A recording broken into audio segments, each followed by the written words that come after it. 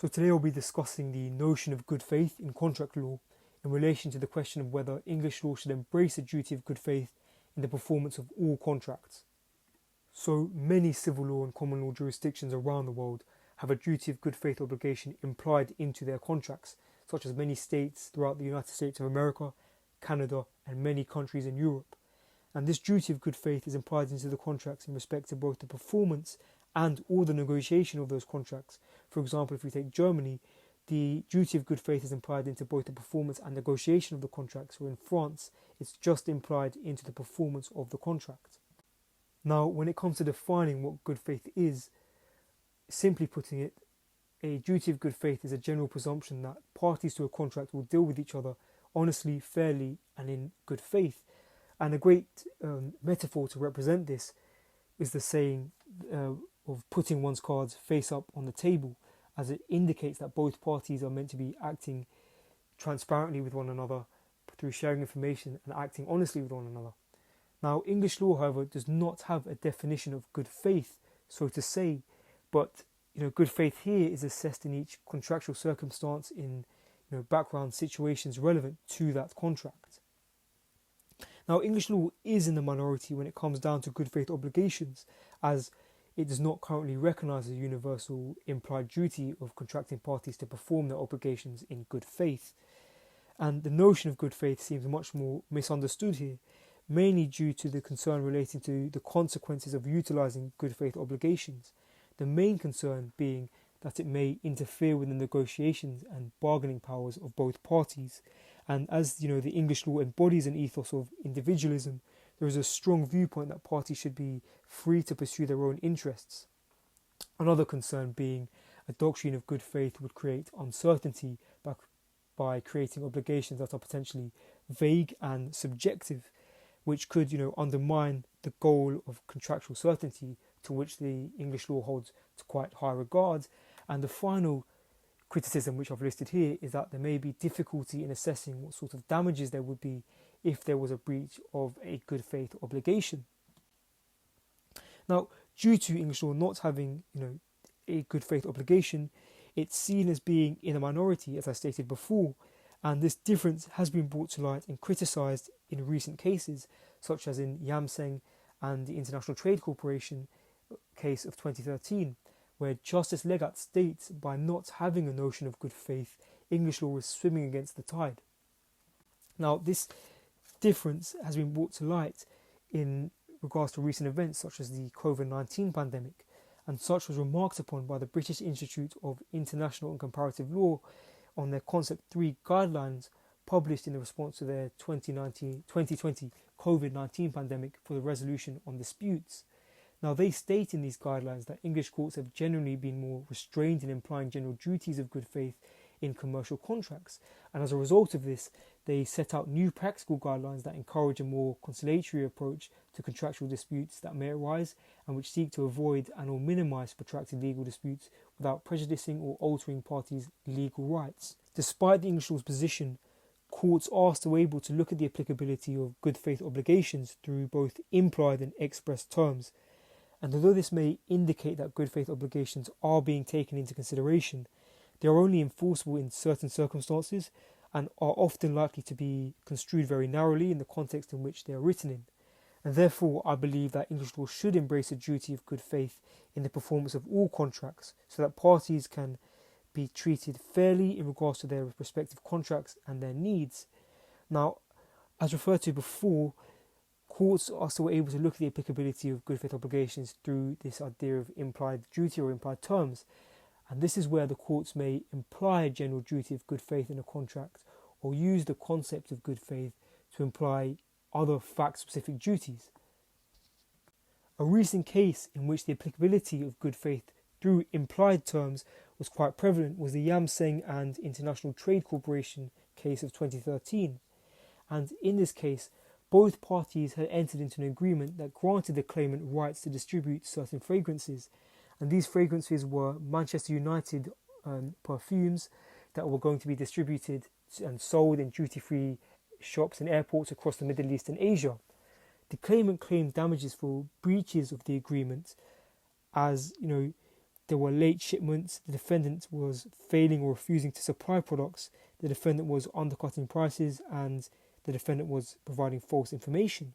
So the claimant asserted that there was an implied term that the parties were to deal in good faith in the agreement. And this came down to Justice Legat having to decide whether a duty of good faith could be implied in the contract. And eventually he concluded that the agreement contained enforceable implied obligations on the parties to act in good faith with one another. And he concluded that the defendant breached this obligation, which justified the claimant's termination of the distributorship and the claimant's subsequent damages claim. The way that Justice Legat was able to get around these traditional objections to good faith obligations was by stating that all he was doing was thinking about how the parties expected each other to behave at the time that the contract was being written up and produced.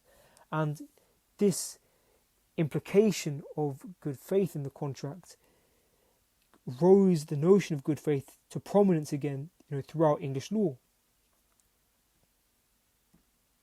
Now, this case introduced the prospect that English courts are going to imply duties of good faith into certain agreements. However, the implied duty is not an effective method at applying good faith obligations to all contracts.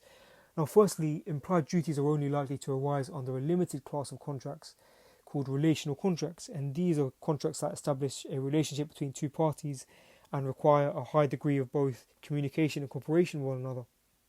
And these are often found in, the construction industry, employment, and the commercial industry. The issue with relational contracts is, whether a contract is relational and how to define what a relational contract is. And this seems to be quite an emerging notion. Now, if I refer to the case of Bates and the Post Office in 2019, the definition of a relational contract here was stated that it was a contract that was long-term, with the mutual intention of the parties being that there will be a long-term relationship. However, this still lacked a sense of clarity and did not provide a clear, definition to what a relational contract was. Another concern in relation to implied duties is, good faith would only be a component of the implied term rather than it being, an overarching principle in the contract. So through English law embracing good faith in the performance of all contracts, there will be no need for the courts to imply a duty of good faith. And, as it will be a standard that would provide fair dealing to all parties across, legal contracts. And this also removes the issue of having to classify relational contracts and what a relational contract would be. Courts currently also look at, the applicability of good faith obligations through express terms as well. And express terms or express duties are where the parties can expressly agree that they will act in good faith with one another, and they'll expressly agree this and expressly state this on the contract in written terms. Express terms of good faith were also present in the Compass and Mid-Essex Hospital Services NHS case of 2013. Now, I've included part of the contract on the slide here that was respected to the express terms of good faith, and this part of the contract states that the trust and the contractor will cooperate with each other in good faith and will take all reasonable action as necessary for the efficient transmission of information and instructions to enable the trust, or, as the case may be, any beneficiary to derive the full benefit of the contract. And the express term here being that the trust and the contractor will cooperate with each other in good faith. Now, the issue with the express terms in this case was that the duty of good faith was limited to the transmission of information and the enabling of the NHS to derive the full benefit of the contract. The Court of Appeal was reluctant to imply that the duty would have, a broader scope than stated in the clause, as the duties were contained in only one clause in that contract. So there was no reason for them to suppose that they intended the duty of faith to apply to any other clause in that contract, but only the clause in which the express term was stated. This relates to a concern of express terms, as courts look at express duties of good faith quite narrowly and are going to be very reluctant to apply a duty of good faith relating to a particular aspect of performance as creating a wider duty to perform the contract in good faith. Now, if English law were to embrace a duty of good faith across all contracts, express terms would not be needed, and issues relating to limitation of good faith obligations in a contract will no longer be present. Now, these express terms of good faith were also present in the case of Fujitsu Services and IBM in 2014. Now, the contract between these two parties stated that the parties were obliged to have regard to the partnering principles, and these partnering principles included that all dealing will be open, honest, clear and reliable, that the parties would work together to achieve a relationship of mutual respect and trust, and that the parties at all times should take a reasonable and balanced view of each other's obligation and commitments, and that the parties should work together to foster and sustain positive working relationships over a full contract period. Now, the court held that there was no express duty of good faith, and instead Fujitsu was just warranting the performance of the services in accordance to the contract. The partnership principles set out were formed to be more motivational and aspirational, rather than anything certain and contractual in relation to good faith obligations, as the clause was construed quite narrowly. And the issue here is that in cases such as this, courts may take the view that it's too uncertain to form the basis of an express requirement of good faith where there is a vague concept of good faith involved. So to conclude, English law's relation with the doctrine of good faith is changing over time, as good faith obligations are finding its way into commercial contracts through express terms and implied terms as stated before. Now, this also means that English law is slowly moving away and out of the minority of countries without good faith obligations. However, both express terms and implied terms constrict parties by having only components of their contract subject to good faith obligations, but also preventing certain non-relational contracts from even being subject to those good faith obligations. Now, with the increased need for these obligations, especially now with the contractual disputes and issues present as a result of the COVID-19 pandemic, English law should embrace the duty of good faith in the performance of all contracts to enhance party autonomy and promote honest and fair dealing between parties.